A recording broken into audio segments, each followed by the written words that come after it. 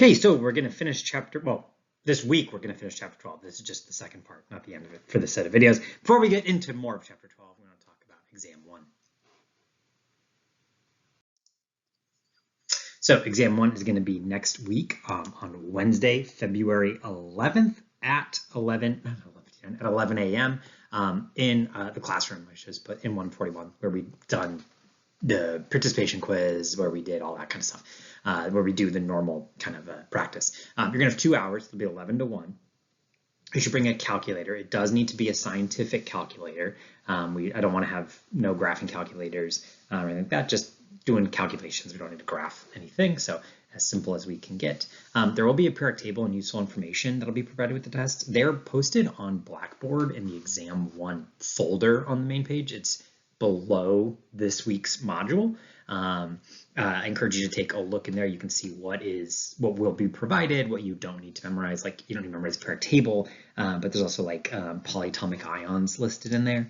A bunch of equations, that kind of stuff. Some of the equations we'll talk about today. So I encourage you to use that useful information when you're preparing for the test. The test will cover everything we've talked about so far, so chapters 10, 11, and 12, so that includes the material from this week 4, everything that will be on there. There's a review that'll be in the exam 1 folder. If you do the review and turn it in, you get 3 points added on to your test grade, so just straight up +3. You don't have to be right. The answers don't have to be right to turn them in, and when you turn it in, then you can see the answers after you turn it in. So that's in the exam 1 folder. Again, that's on the main Blackboard feed. It's just beneath this module 4, week 4 module.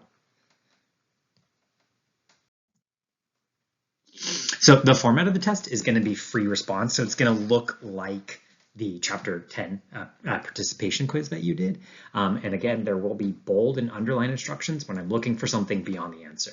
Explain your answer, show your work, justify your choice. If there's just a question, you only need the answers. You don't have to provide an explanation if I don't ask for it. When you do provide an explanation, it should be complete ideas. It doesn't necessarily need to be complete sentences or like a paragraph, but it should be a coherent idea. Whenever there's anything numerical, you're going to want to show your work, full calculations, units for every single answer. I don't do any multiple choice anymore on tests because I want to see thought process. There will be times where I maybe ask you to pick a choice, but you're always going to have to explain that, explain how you know. And explaining how you know is describing the thought process, not just redefining the question, but explaining how you got to that answer.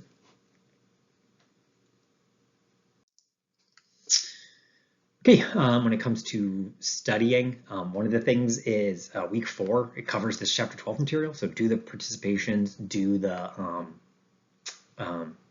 homeworks for this week. That's part of your grade, and it's on the test. I also would encourage you to look at the lecture slides, look at the participations, look at the examples. I write all of those. I wrote the test, so it'll all look together. You can prepare your own study guide. You can look at the final slides for each chapter to see the learning goals.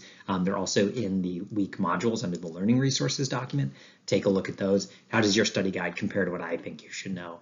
Is there anything that you kind of are wishfully not including in your study guide?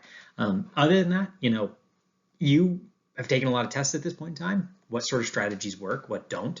If something doesn't work, don't do it. And you can kind of iterate and kind of modify and experiment as we move from test to test, changing how we're studying. Modifying, improving, not just changing, but looking to improve. But before we can take a test, we got to finish week 4, all about chapter 12, more and more kinetics. If you have any questions about the test, anything that's coming up, let me know. Otherwise, I'll see you in this week's videos.